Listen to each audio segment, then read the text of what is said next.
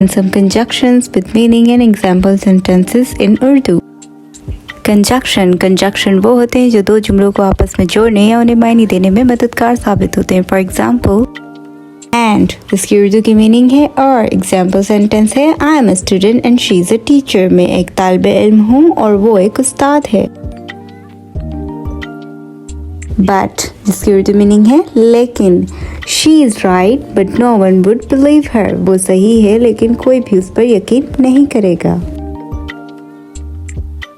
और जिसकी उर्दू की मीनिंग है या. pour the water और जूस, पानी या जूस डालें.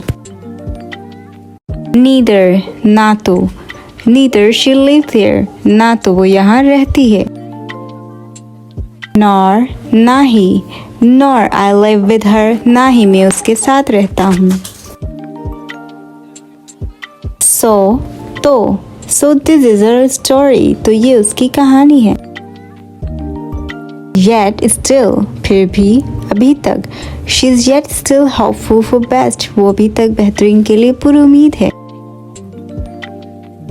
As जैसा कि. As we all know that जैसा कि हम सब जानते हैं. Since चूंकि. Since she knows the truth, let her speak first. चूंकि वो सच जानती है उसे पहले बोलने दो. When जब.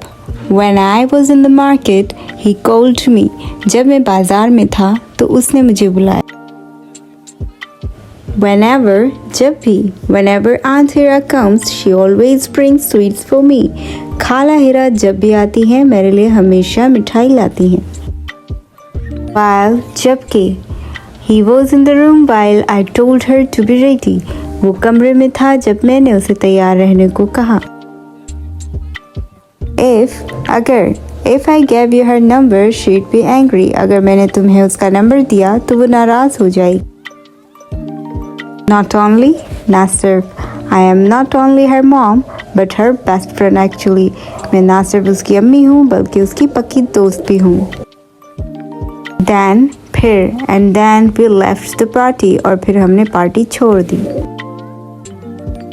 Therefore लिहाजा इसलिए. And therefore they went to his house. इसलिए वो उसके घर गए. Hope you liked it. Thanks for watching.